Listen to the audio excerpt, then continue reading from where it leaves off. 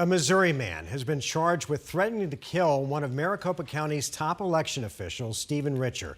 The threat was left on the county recorder's voicemail after Richer criticized that partisan election review last year. These charges are just the latest, stemming from a nationwide epidemic of threats against election workers.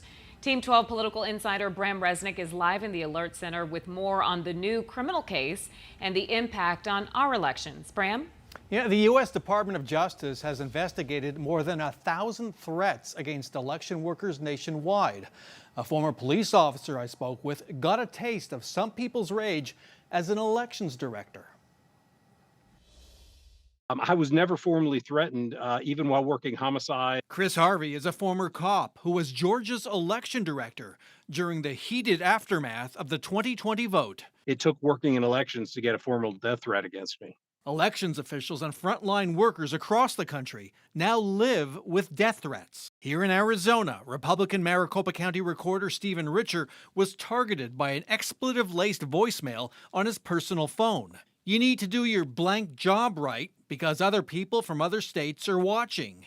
You give the audit any more troubles, your blank will never make it to your next little board meeting. The Missouri man who allegedly left the voicemail was charged Wednesday and could face up to 7 years in prison. Just the same way it's illegal to call up and threaten somebody in a domestic dispute, it's the same thing to call up and threaten a government official, an election official. 3 weeks ago, a Massachusetts man was charged with sending a bomb threat to Arizona's Democratic Secretary of State, Katie Hobbs. The DOJ isn't going to be able to handle every phone call that comes in, every email that comes in, every threatening message that gets left. The U.S. Justice Department says it's investigated more than 1,000 harassing and threatening messages to election workers. About 100 could result in charges. One result is certain. Election workers are already bailing out. You throw in concerns about their physical safety or what they're going to face in the community for being poll workers. That's the last thing we need.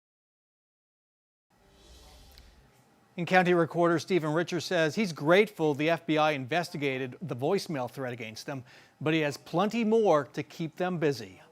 Live in the Alert Center, Bram Resnick, 12 News. Bram, thanks.